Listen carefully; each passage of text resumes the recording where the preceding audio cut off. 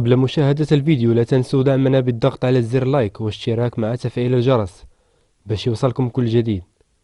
الاتحاد الأوروبي يصدم أعداء الوحدة الترابية للمغرب. جدد الاتحاد الأوروبي ضمن تقريره لسنة 2022 تأكيده على الاستفادة الكاملة لساكنة الأقاليم الجنوبية للمملكة من الاتفاقيات المبرمة بين الرباط وبروكسل، ووقعها الإيجابي على التنمية السوسيو-اقتصادية لهذه المناطق.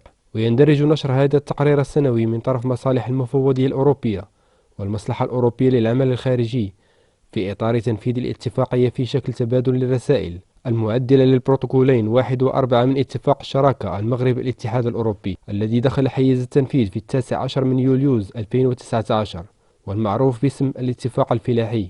وعلى غرار السنوات الماضية تعكس النبرة الإيجابية للتقرير الذي يفصل في مختلف مظاهر الاستفادة التي يعود بها هذا الاتفاق على ساكنة الأقاليم الجنوبية للمملكة. جودة الشراكة القائمة بين المغرب والاتحاد الأوروبي ويشهد على التنفيذ المرضي للاتفاق الفلاحي، لا سيما بفضل آليات الحوار وتبادل المعلومات القائمة بين الجانبين.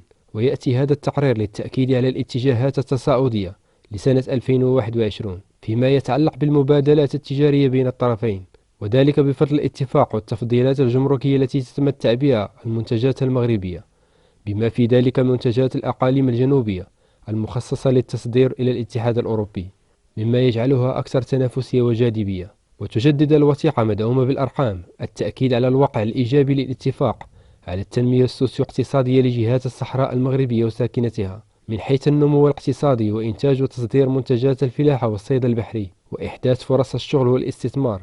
والخلاصة الرئيسية هي أنه بفضل الطفرة التي تشهدها أضحت مناطق الصحراء المغربية اليوم قطبا حقيقيا للازدهار والاستثمار في إطار الشراكة رابح رابح مع الاتحاد الأوروبي.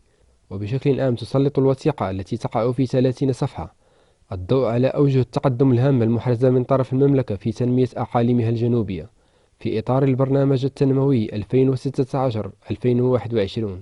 وذلك من خلال تنفيذ مشاريع وازنة ومختلف السياسات العمومية المنفذة في هذه المناطق، كما تؤكد على واقع التدابير المطبقة وآثارها المضاعفة من حيث الاستثمار، تحسين ظروف العمل، الإدماج السوسيو اقتصادي للمرأة، الدعم القوي للشباب، وتطوير البنيات التحتية.